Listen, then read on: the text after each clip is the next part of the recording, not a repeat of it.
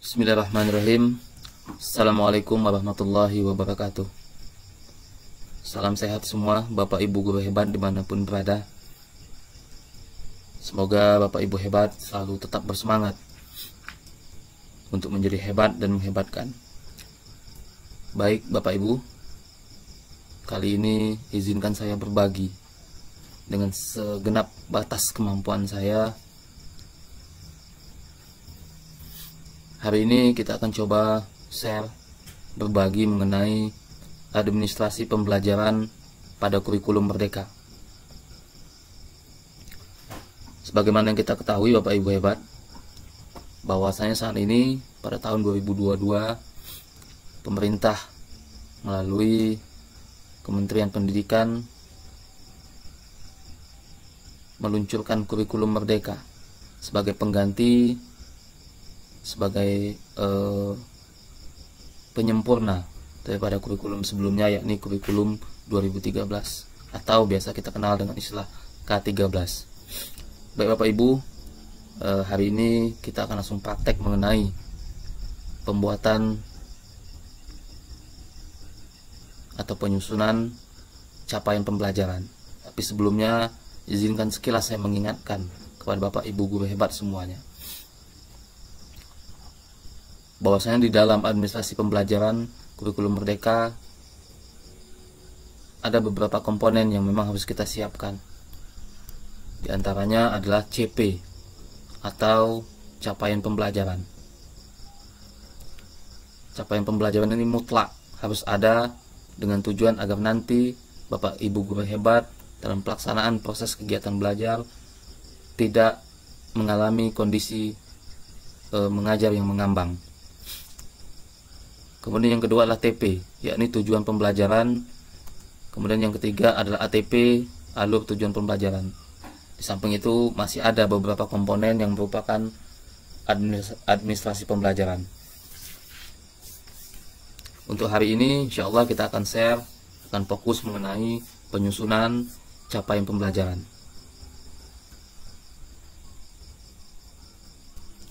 Namun sebelumnya izinkan saya, bukan untuk mengajari, tapi hanya sekedar mengingat kembali kepada kita semua, termasuk diri saya pribadi, tentang apa itu kurikulum Merdeka.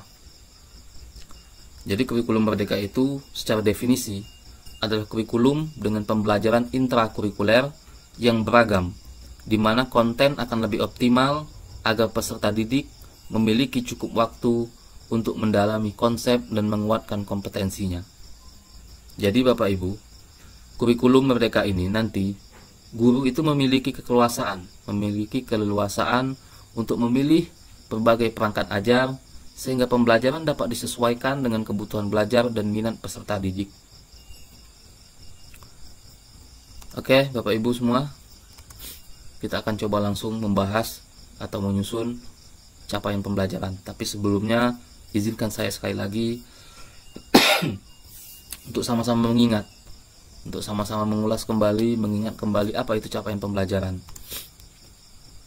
Dikutip dari laman guru.kemdikbud.go.id/kurikulum/perkenalan/CPATP/pengertian capaian pembelajaran.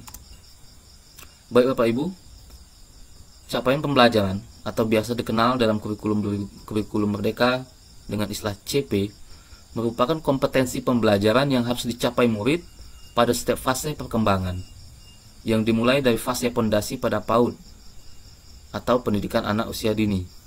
Capaian pembelajaran mencakup sekumpulan kompetensi dan lingkup materi yang disusun secara komprehensif dalam bentuk narasi.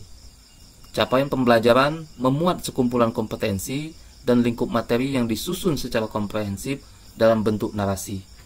Oke, Bapak Ibu semua,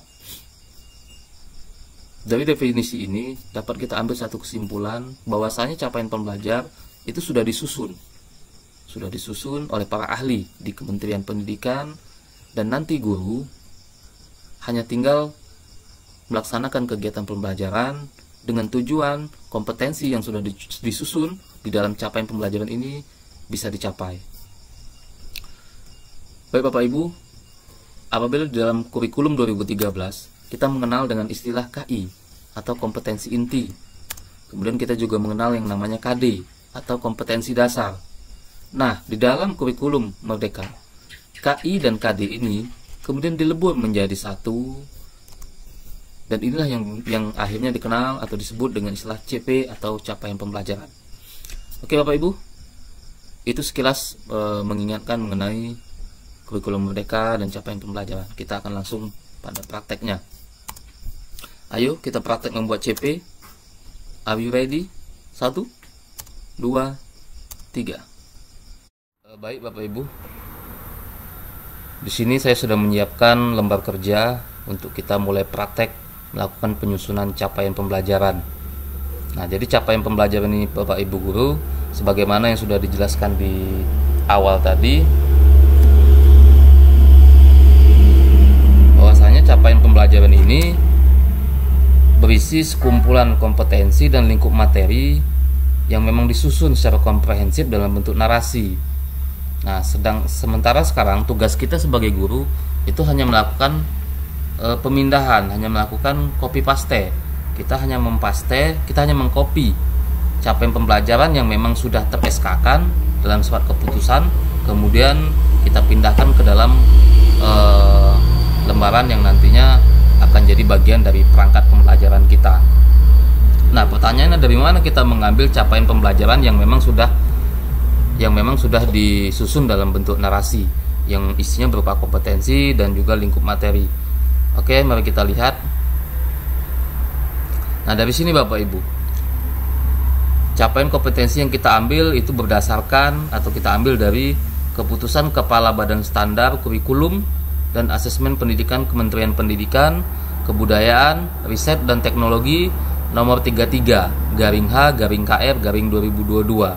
Ini sebagai tentang perubahan atas keputusan Kepala Badan Standar Kurikulum dan Asesmen Pendidikan Kementerian Pendidikan, Kebudayaan, Riset dan Teknologi nomor 008/H/KR/2022 tentang capaian pembelajaran. Nah, ini perlu kita garis bawahi, tentang capaian pembelajaran pada pendidikan anak usia dini, jenjang pendidikan dasar, dan jenjang pendidikan menengah pada kurikulum Merdeka. Oke, kita akan langsung praktek Bapak Ibu guru hebat dimanapun berada. Yang pertama yang kita lakukan adalah kita mulai mengisi lembar kerja yang sudah kita siapkan. Bagi Bapak Ibu yang minat file lembar kerjanya, nanti boleh WA ke saya atau di kolom komentar, insya Allah akan kita bagikan. Nah, kemudian untuk SK Kepala Badan Standar Kurikulum ini, insya Allah nanti akan kita sertakan link downloadnya di Google Drive, insya Allah. Oke Bapak Ibu, kita kembali ke lembar kerja. Nah, hal pertama yang harus kita lakukan adalah kita mengisi identitas. Identitas pertama adalah identitas sekolah kita. Nah, di sini saya akan bikin sekolah di mana tempat saya mengabdi ya. SDN 56/2. Kemudian mata pelajarannya, karena kebetulan, maaf sebelumnya Bapak Ibu guru, saya akan memberikan contoh untuk mata pelajaran pendidikan agama Islam, karena memang saya backgroundnya sebagai seorang guru pendidikan agama Islam.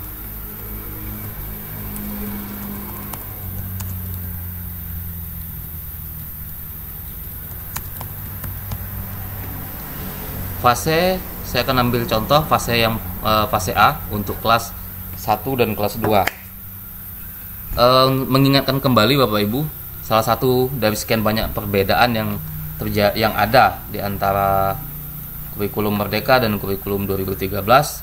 Satu di antaranya adalah kurikulum 2013 itu mengacu kepada atau berorientasi kepada kelas 1, 2, 3, 4, 5, dan 6.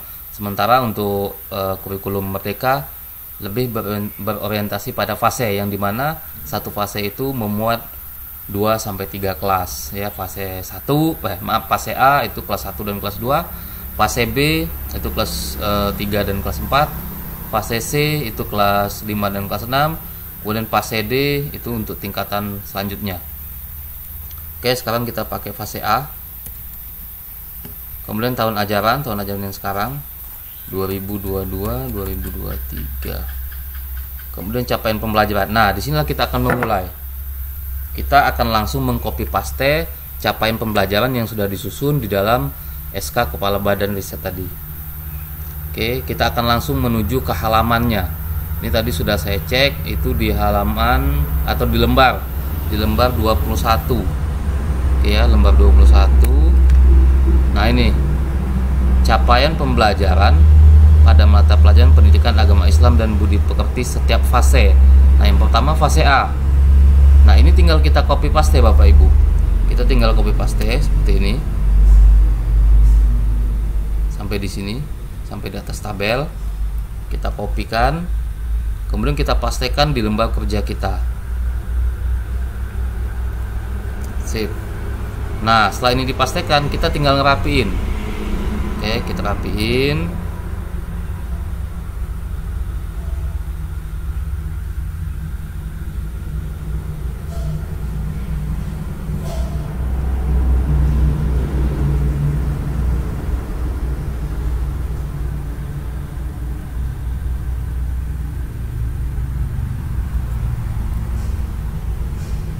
Ganti jenis tulisannya Calibri Body. Oke.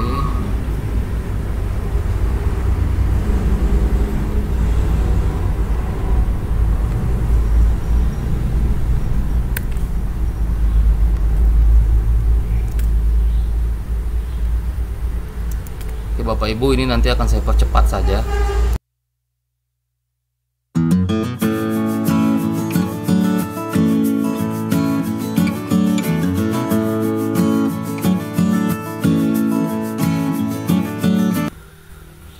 Oke Bapak Ibu, setelah selesai melakukan pengeditan, kalau saya pribadi untuk memudahkan kita dalam memilah, saya memberikan warna pada setiap elemen. Misalnya seperti ini Bapak Ibu. Pada elemen Al-Quran Hadis, oke, ini kita berikan warna kuning misalnya. Kemudian dalam elemen akidah akidah, kita berikan warna lagi. Kita pilih warna ini. Kemudian pada elemen akhlak juga kita berikan warna. Kita berikan warna ini misalnya. Kemudian dalam elemen fikih kita berikan warna lagi Bapak Ibu. Boleh yang ini saja. Kemudian juga dalam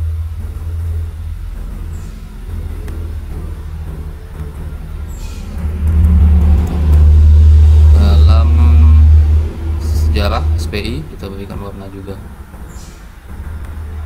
Nah, oke Bapak Ibu, mengenai pemberian warna ini tidak ada aturan baku Bapak Ibu.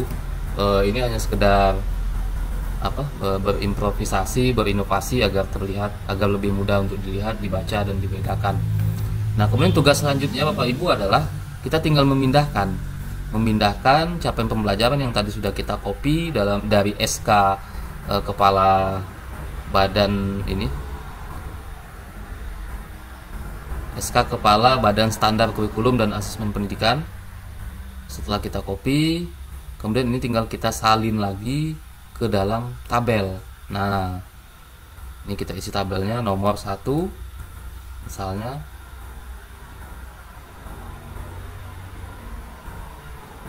Elemennya Al-Quran Hadis. Ini tinggal kita isi dulu misalnya semuanya. Nomor 2 elemennya akidah. Nomor 3 elemennya akhlak. 4 elemennya fikih.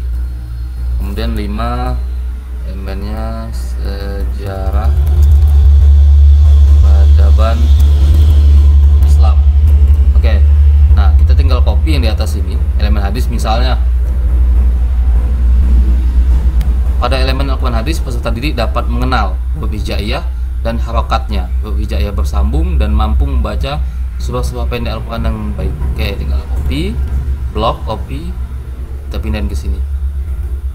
Sip, 1 selesai Bapak Ibu. Kita masuk kepada elemen kedua, akidah. Kita tinggal blok, kemudian copy, kita kita pastekan lagi, kemudian akhlak kita copy, kemudian kita pastikan di kolom akhlak, kemudian fikih kita kopikan dan kita pastikan di kolom elemen fikih, kemudian SPI sejarah peradaban Islam kita blok, kita copy, kita pindahkan ke kolom elemen sejarah peradaban Islam. Oke Bapak Ibu, saya pikir sangat sederhana dan sangat mudah. Tinggal tidak ada lagi bahasa kita tidak mampu, tinggal lagi pertanyaan adalah kita mau atau tidak mau. Kalau kita bicara mampu, semua saya yakin dengan proses yang mudah ini tinggal copy paste semuanya mampu, tinggal lagi mau atau tidak mau. Oke, di bawah tinggal kita masukkan nama kita sebagai guru PAI dan BP, kemudian di sebelahnya mengetahui kepala sekolah. Baik Bapak Ibu, saya rasa untuk proses penyusunan CP sangat gampang. Insya Allah selanjutnya di next video kita akan coba membuat pangkat pembelajaran selanjutnya, yakni TP atau tujuan pembelajaran. Selanjutnya kita lanjutkan lagi dengan ATP, alur tujuan pembelajaran, kemudian nanti juga kita lanjutkan kepada modul ajar. Terima kasih Bapak Ibu, semoga bermanfaat. Jangan lupa like, comment, share, dan subscribe. Terima kasih atas perhatiannya, mohon maaf jika ada kesalahan. Terakhir saya sampaikan, apa yang saya bagikan jangan dijadikan sebagai satu-satunya referensi. Yang baik dari video saya silakan diambil, kemudian dipakai, kemudian dimanfaatkan. Yang mudah silakan diadopsi, yang tidak baik, yang salah jangan diambil. Apabila ada referensi lain yang lebih valid, yang lebih benar, yang lebih mudah, yang lebih gampang, silakan ambil referensi tersebut. Niat kita hanya ingin berbagi. Mudah-mudahan apa yang saya bagikan bisa bermanfaat bagi Bapak Ibu guru hebat dimanapun berada. Terima kasih, saya akhiri. Wabillahi taufiq wal hidayah. Assalamualaikum warahmatullahi wabarakatuh.